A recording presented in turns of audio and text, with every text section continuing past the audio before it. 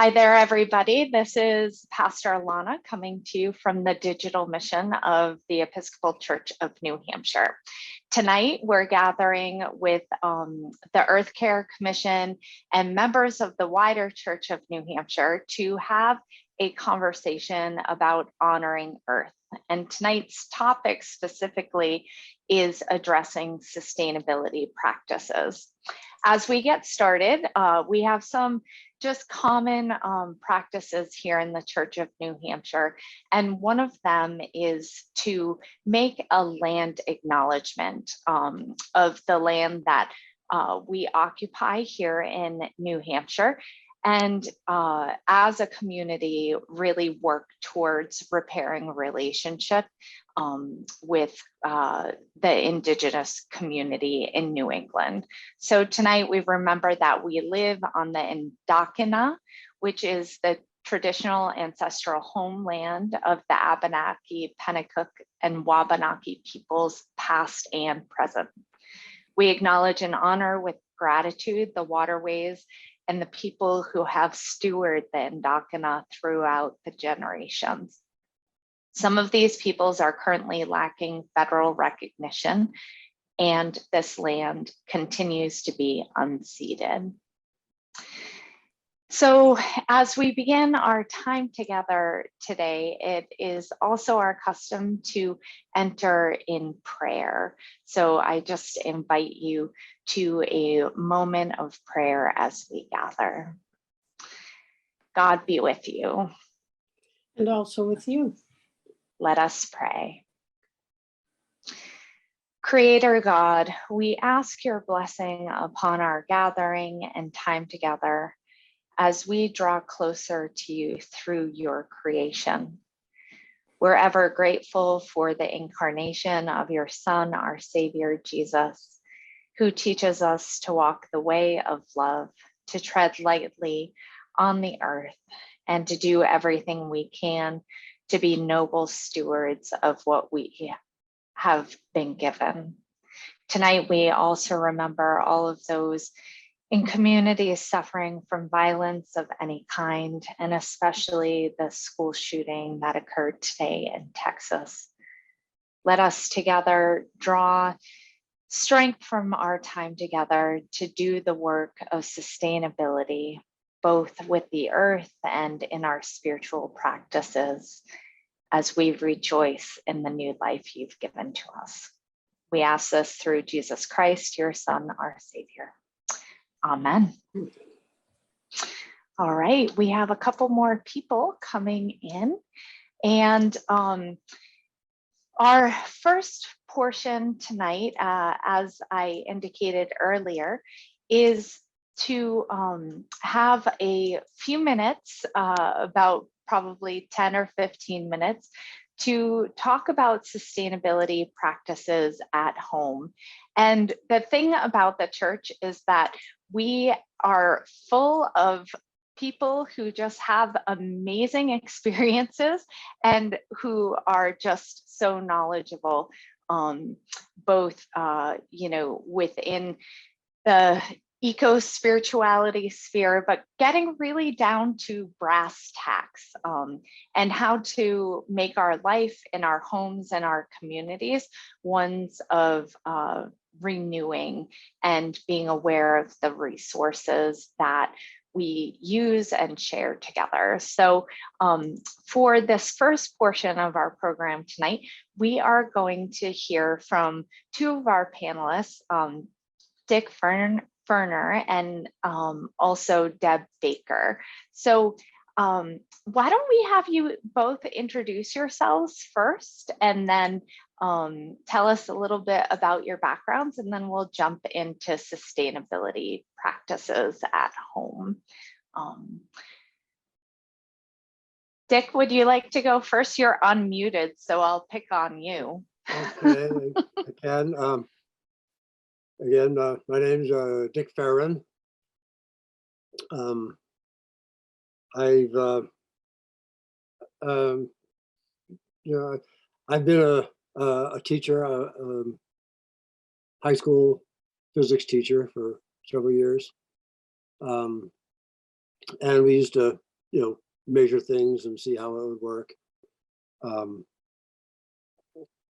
But I, personally was more involved with trying to save things, kind of which I learned from my dad, who was one of his sayings was use it up, wear it out, make it do, or do without, which made some sense. So that's, in simplest form, that's kind of my background. And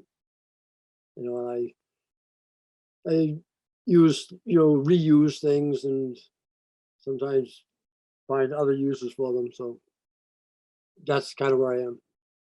Thank you. And thank you so much for that background. And Deb, how about yourself? Yeah, I'm Deb Baker. I live in Concord. I'm a member of St. Paul's Church in Concord, and I am a volunteer, have been for a couple years now, helping, 3 years. Time has, as you've noticed, kind of changed. The way we perceive time has changed in the last few years, but starting in the fall of 2019, I started to help support congregations in New Hampshire who are using Sustaining Earth, Our Island Home, which is a carbon footprint tracker that's actually built on top of Bright Action, which is used by cities and municipalities and towns all over the place. But this is like a custom layer for the Episcopal Church that's over it, called Sustaining Earth, Our Island Home. And I think Alana's going to share a link to that after tonight. That helps households work on the 5 common activities that make up 40% of US carbon emissions. And it also helps people feel empowered to speak up for the more systemic and cultural changes that we need to really tackle climate change. And I told Dick and Alana that I've been involved in this kind of thing since I was a kid. I was like 10 or 11. I got Ranger Rick magazine, and I wrote my congressional delegation and President Carter because there was this endangered fish, and I was really upset about it. And they said in Ranger Rick, if this worries you, you can do something about it. You can write to people. And I got letters back. And from that time, I've considered myself an activist. And I was just saying to Steve last week, I think probably when our congressional delegation opens my emails, they're like, oh, Lord, it's that woman from Concord again. What is it now? So I'm still writing letters. That's fantastic, Deb. I think sometimes these things start early in us, and it's really interesting to be able to see a through line. Even Dick, with your story about your dad, it's like something so clearly that has stayed with you and shaped you over time. So at this time, I would love to hear, Dick, some of your best practices at home. I know that you have a lot of them, but if you could just do some storytelling with us and idea sharing, that would be great. Okay, I can try.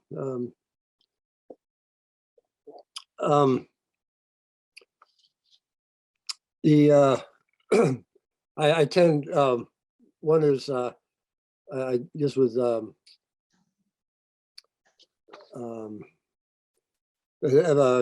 just kind of a thought to start with. Is some people look at the approach of reusing and recycling as taking too much time and say that time is the only thing you'll never get more of.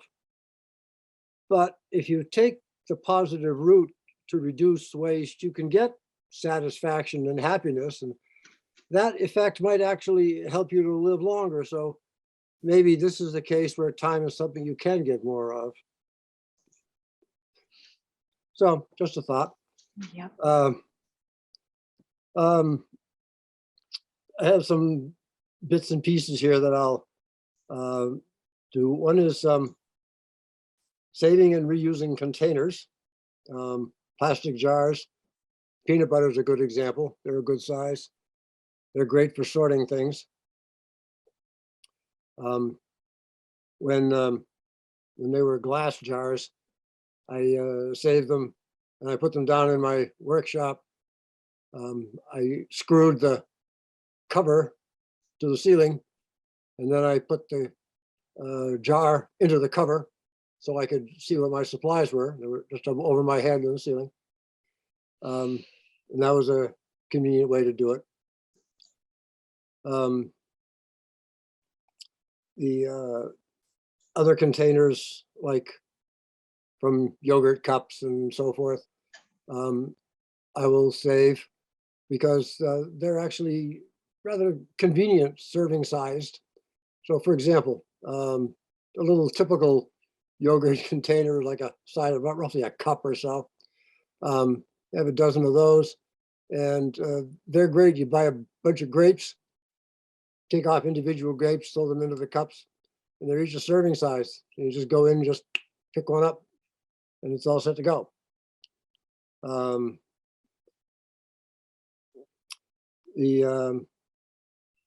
Another type of container, some people, don't think about. I tend to be pretty squimpy. Ziploc bags. I found that if I take a sponge and cut off one edge in a curved fashion, I get two sharp points. I can use those to reach in and clean the inside corners of Ziploc bags, wash them out, save them, and use them again. I've had some that I probably have used for a decade or so, and they do well.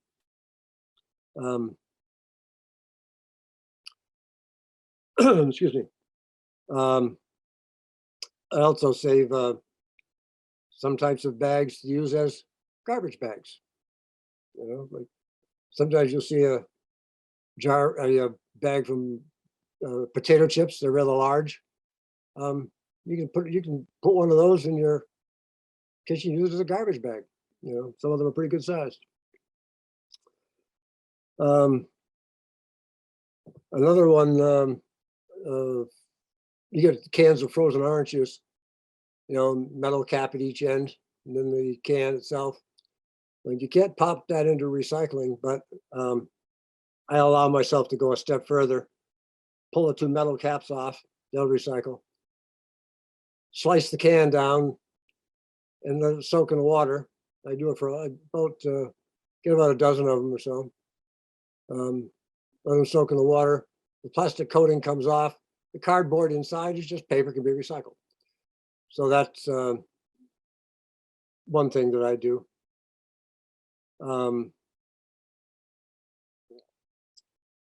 Other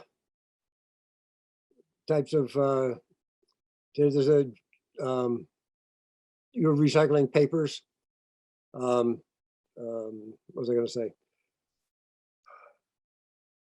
Boxes and envelopes. I almost always keep those because I use them again for mailing things. We did that. I started doing that when I was in the Army in Germany 50 years ago, 50 plus. And it allowed us to be able to package and send things home. And it was just cheaper than trying to buy a package somewhere else. So I still do it. It works pretty well. One just on the idea of containers and papers and so forth, interesting issue. For a long time, the US was able to sell recycled paper and cardboard to another country who would then use it to make other products. A little more recently, the other country stopped buying the recycled paper products because of contamination, specifically like plasticky materials. And one example of this is the little plastic windows on envelopes.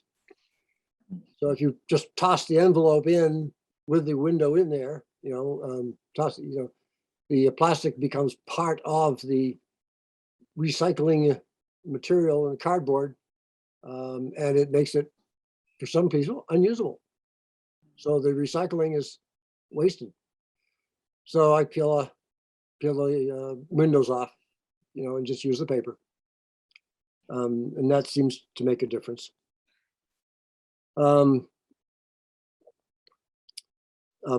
Plastic bags are an issue. Some of them can be recycled.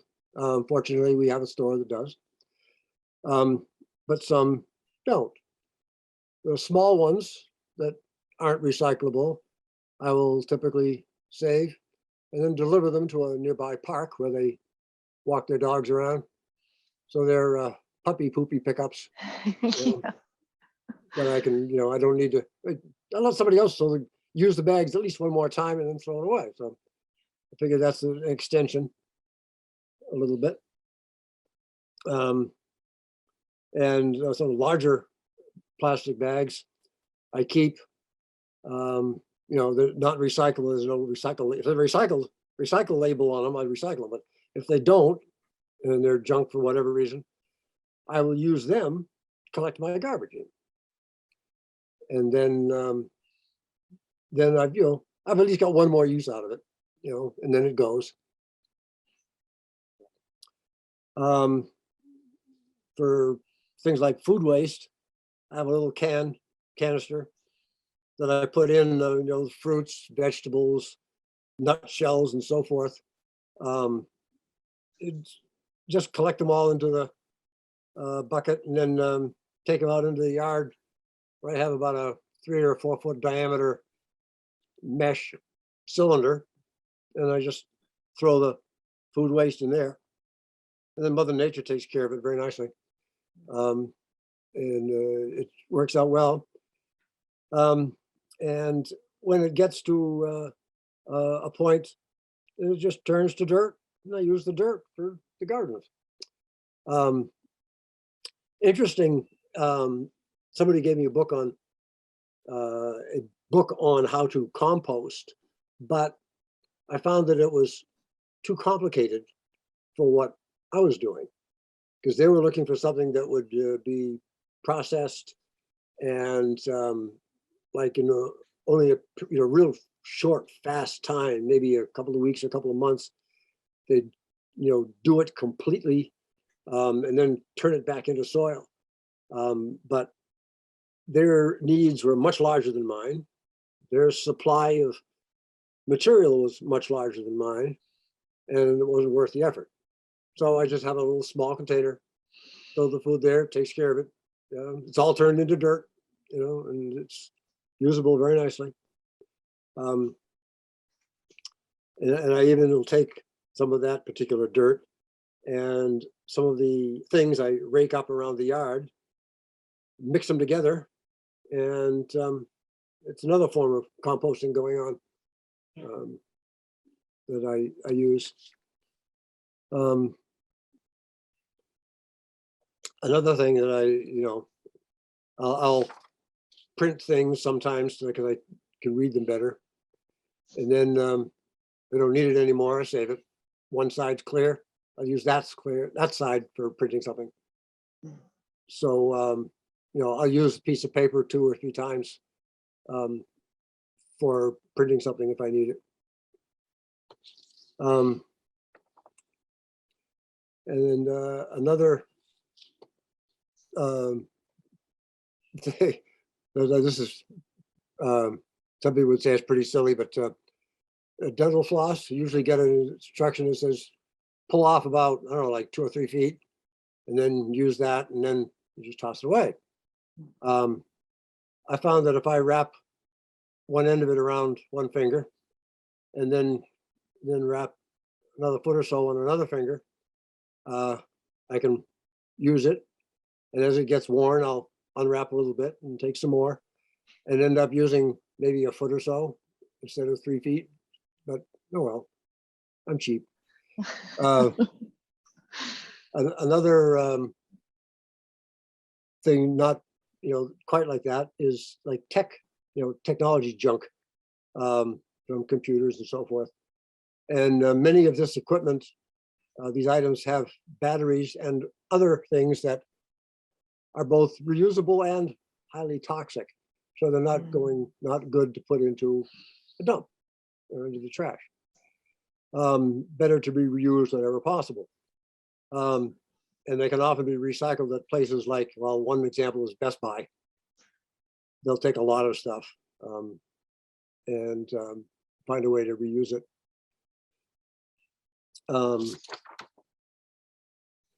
And then there were one other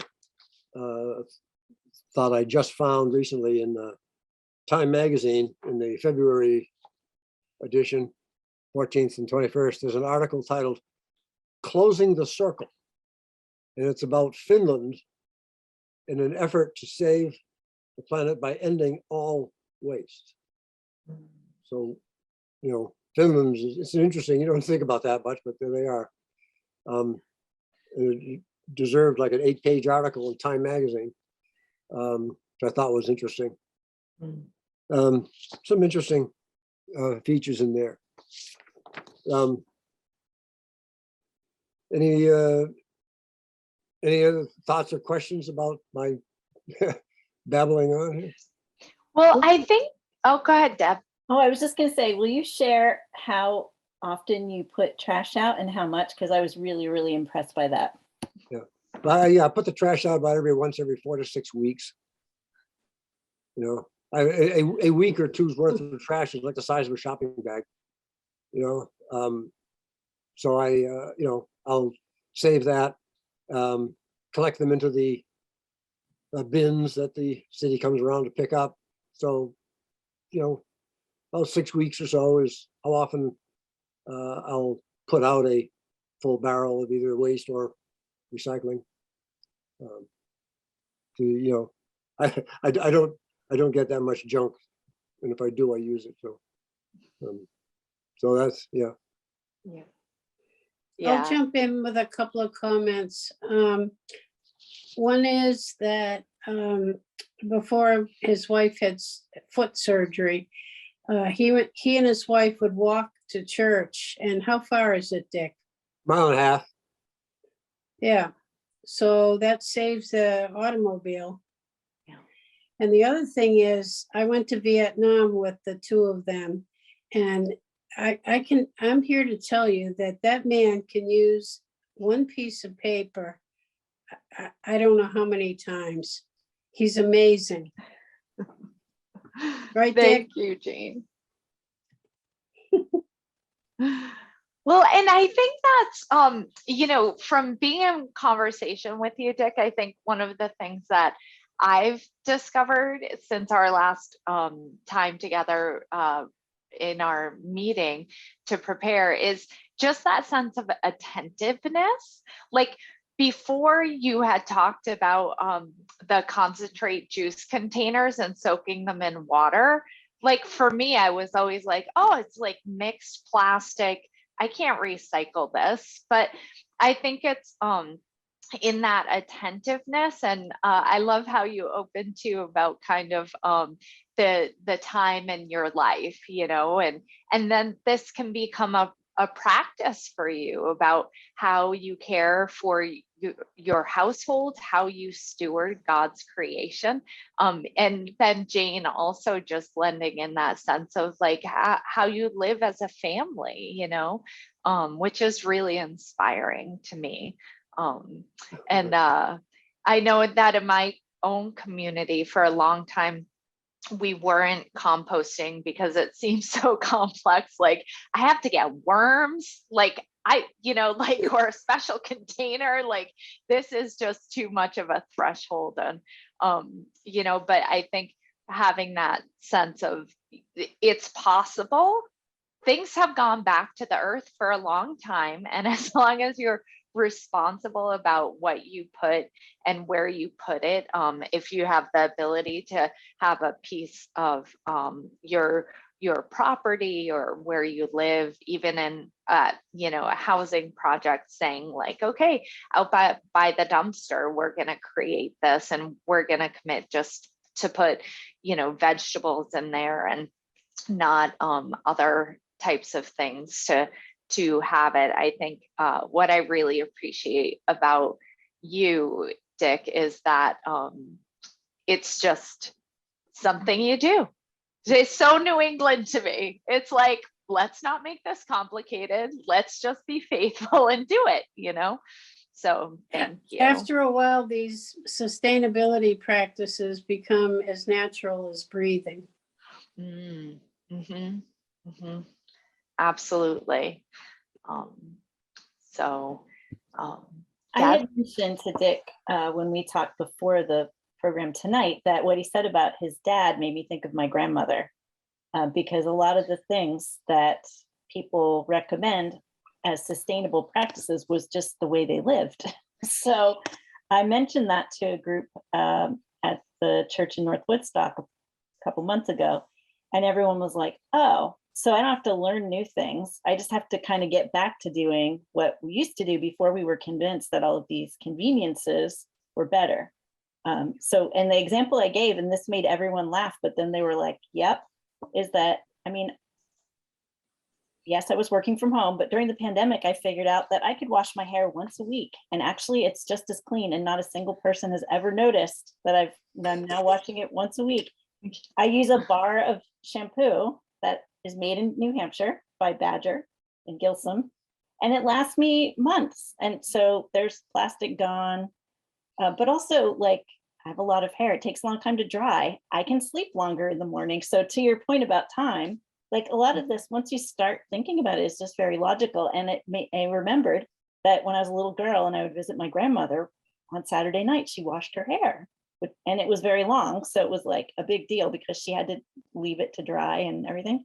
And I was like, wow, if I had just sort of done what she had always done, I would never have bought all these hair products that were in plastic bottles. So some of it is just like thinking logically about what we've been marketed and whether it's really benefiting us in some way.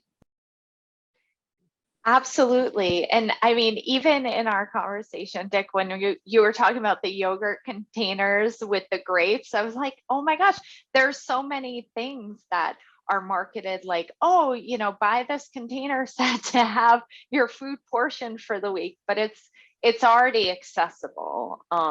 And just taking that time to have new eyes, it's like the scales falling off your eyes, to get all biblical on you. It's just like, oh, that's right. These are things that we can definitely do. And encourage each other too.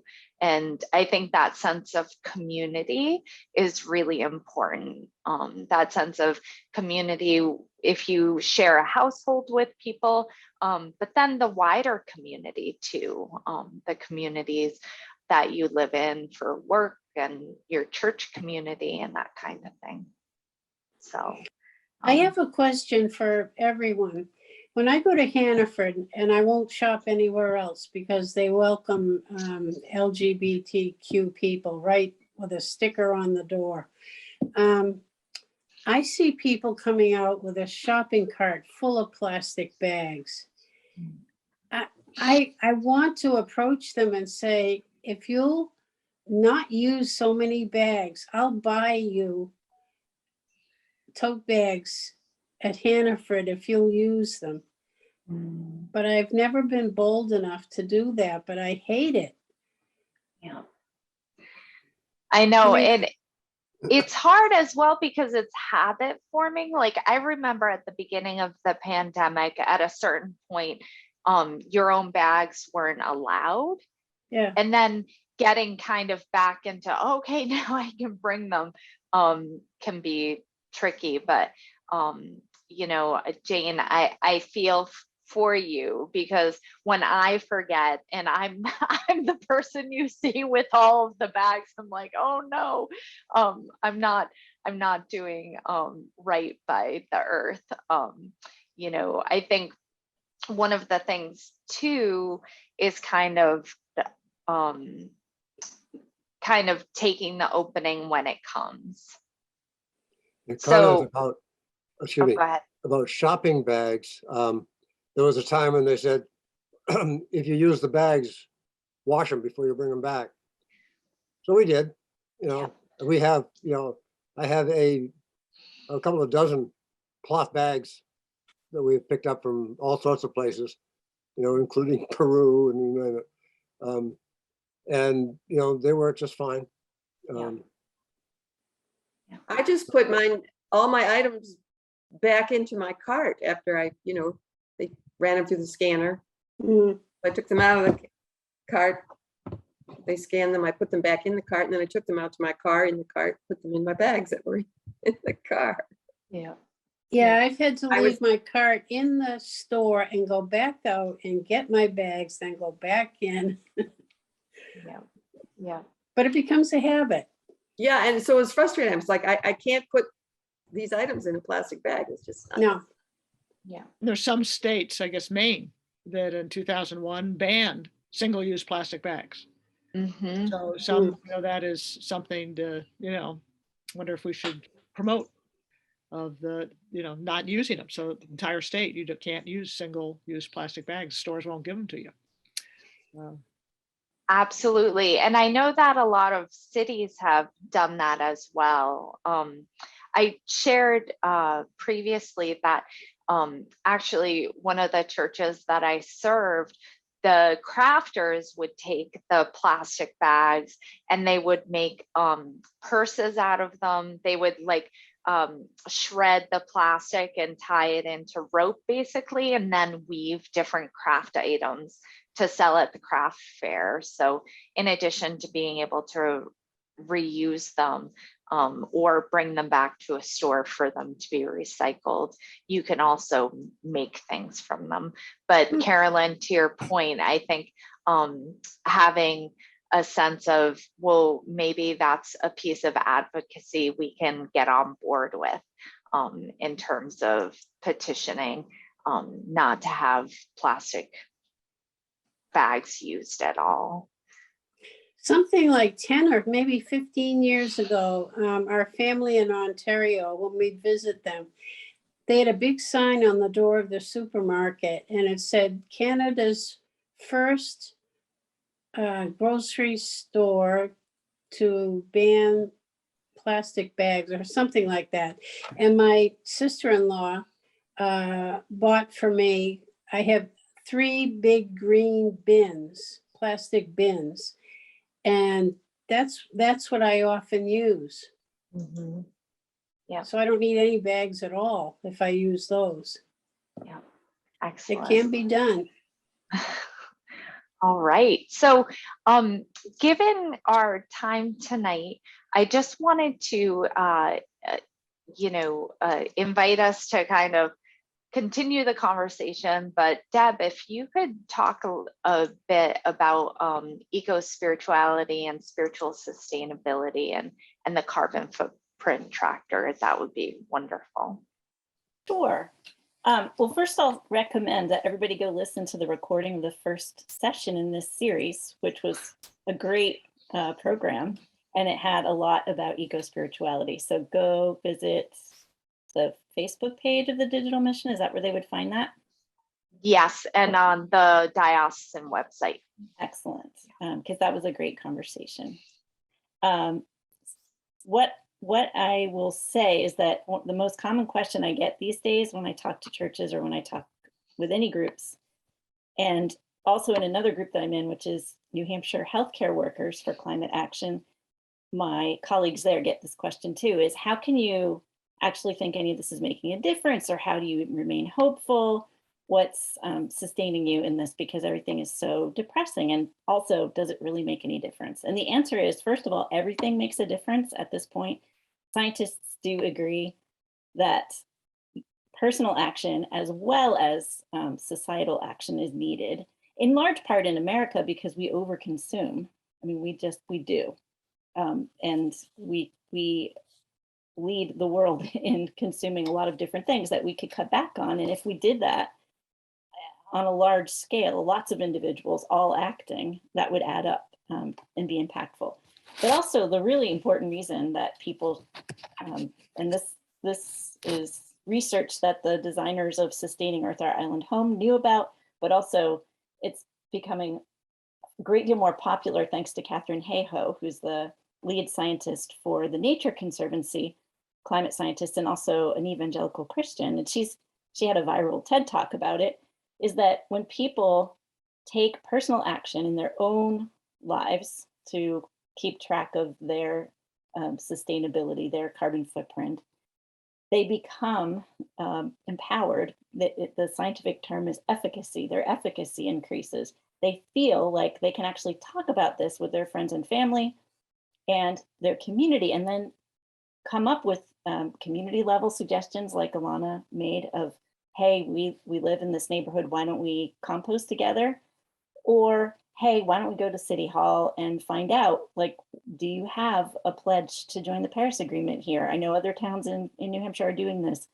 Could we get that on the ballot? And people feel like they can do that once they become engaged with the topic on a personal level. So that's why carbon footprint tracking is effective, despite what you may hear from time to time in the media. Although that's becoming less common, I think people are beginning to accept that it is really important. And then I just think we have to get out of the zero-sum thinking that causes us to feel like there's an answer that if some people do this and other people do that, someone's going to lose. That's a problem with almost all of the social justice issues we face in this world. And it's a problem in climate change. There are people who say, well, why should I bother when the oil companies are polluting? We can't, it doesn't add up that way. We need to all bring pressure to bear. And I think if you look around, what's really sustaining is that you see when, especially what gives me so much hope is the young activists around the world who have caused companies to change their course. They've stopped pipelines.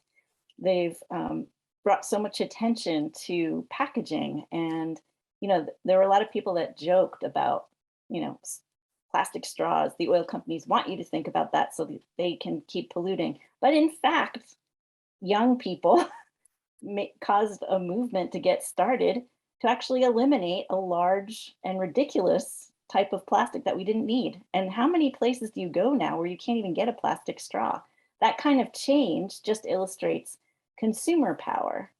And to say that those things are not important is kind of missing the big picture of everything is important. And it empowers, if you're a young person, you get involved in something like that, then that helps you, like me, to think that you can grow up and continue to ask your congressional delegation to do things. And occasionally something good might happen. So that's one of the things that sustains me, is looking for the progress. You know, Mr. Rogers said, look for the helpers, look for the progress. Things are better in some ways. I'm absolutely aware that things are worse in other ways, but people are coming together. And Pew Research recently put something out about the attitudes around the world about climate change. And there are overwhelming majorities in every country they looked at that are concerned. That means billions of people around the world agree on something. That's remarkable. That's incredible. That's inspiring. That's going to bring us, make the change that needs to happen really snowball, because this is on everyone's mind at this point. So those are the kinds of things that sustain me in thinking about the science and the work. But what really sustains me is that we already know what to do as people of faith because we follow Jesus. And if we simply look at each other and see Christ as we are called to, which takes a lot of practice and we're never going to be perfect at, but if we make that our practice along with these practical sustainability practices, then pretty soon we want the world for each other that God wants for us. And that's unstoppable. It's how every movement that has brought about positive change in this world has had that an aspect of people of faith, of all faiths, coming together and saying we value people. And because we care about people, we want a better world. And I would add to that, and as I heard Steve Blackmer say at Church of the Woods a month and a half ago or so, rocks are people too. I would expand the idea of seeing Christ in each other to seeing Christ in all of creation, and thinking of the body of Christ as all of creation. And so that sustains me, is knowing that we have a path. We don't have to come up with a new way of tackling the environment that's any different than tackling racial justice, economic justice, militarism, all the things that we're already concerned about as Christians. We can tackle it with the same method, which is following Jesus. And that's the best news of all, really. And then as a companion in the Society of the Companions of the Holy Cross, I have found, and especially in the last few years, that prayer is incredibly powerful. Especially if you shift from thinking that you're praying for to praying with. It's a very subtle shift, but I began to think of intercessory prayer not as a list of things to just bring before God, because honestly, God already knows these things. We don't have to bring them. But a way of saying, God, I'm with these people, I'm with these concerns, and I want you to know that I recognize you're with them too, and I'm just going to be with you in these things. And often, not always, but often, the way forward becomes apparent if you make that a part of your prayer practice of being with the issues and the concerns that you're bringing. And I know you guys all know this already, but I'm preaching to the choir here, but that's what sustains me. And that's what Alana asked me to mention is what sustains me. And so I really think that, you know, those are the fundamentals: seeing Christ in each other and in all of creation, and praying in solidarity can just be incredibly powerful. That's all I got. Thank you, Deb. And also thank you, Dick, so much for your offerings. I should add, there is one more thing I've got, which I talked about with Alana and Dick before this, is that this is such an evangelism opportunity. You know, we worry so much about not having people in our churches, not having young people in our churches. This issue is a huge concern of young people. And they also are following the activists from around the world that are engaged in this work, not just in North America, not just in Europe, in the global South. Get to know who those people are, talk about those people with young people in your life. And maybe we need to start showing up as people of faith at some of the youth protests, which I know that is happening. I know Interfaith Power and Light has been to the youth, has had a presence at the youth events in New Hampshire, but maybe on a more casual basis, like reach out to your local biology teacher and ask, hey, is there an environmental club at the high school? Would they come talk to the folks in my church about, you know, what they're doing about climate change? Imagine you're a young person and you think that adults have really messed this up, and you find out that there's these people who really care about this, who get together every Sunday.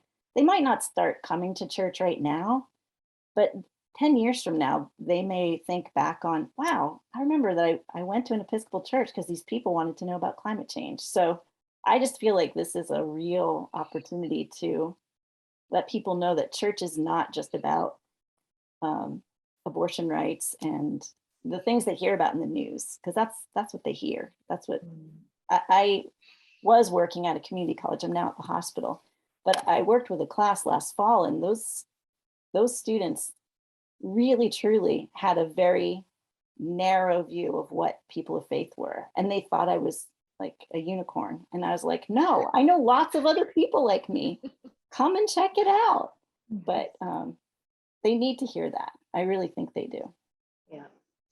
And I think even in that way, Deb, like you were talking about intercessory prayer and praying for and shifting that to praying with, it's, you know, the church can come alongside people, I think, in a different way than kind of that top-down approach of, I'm here for you, I'm the helper, I have the answers and things to offer. But I love that idea of seeking out your local biology teacher and just saying, hey, you know, are there kids that would want to be in conversation or give a presentation or host a you know, a small group, you know, to share what they know, because so much of the climate justice action, as well as even the science, like these kids have their finger, it's like technology, right? They have their finger on the pulse of it,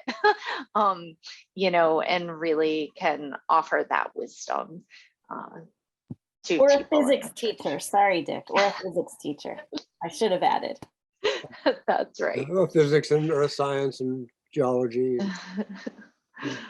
Fantastic. And as Deb mentioned, she did put together a resource list. I've peppered the chat in our Zoom meeting with it, but we'll go ahead and post that on the diocesan website with a link too. I can email that out to the group after we finish tonight.